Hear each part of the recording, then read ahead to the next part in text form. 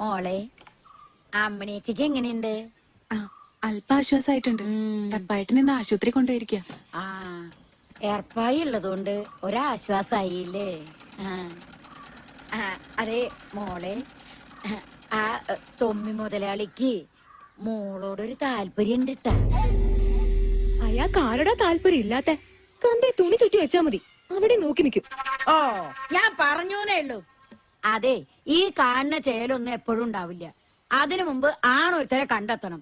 അല്ലെങ്കിൽ ത്രേസ്യെ പോലെ ചേച്ചിക്ക് എന്താ ഒരു കുഴപ്പം? ഓ ഒരു കുഴപ്പമില്ല. അല്ലെങ്കിൽ എനിക്കെന്താ, ഒരാളെങ്കിലും രക്ഷപ്പെട്ടോട്ടെ എന്ന് വെച്ചിട്ടാ. അത് രണ്ടും കൂടി എന്നെ തിന്നാൻ പറ്റും. ഓ അനുഭവിക്കും. എടാ കേശു, നല്ല കടുപ്പത്തിലൊരു ചായ ഇങ്ങോട്ട് എടുത്തേ.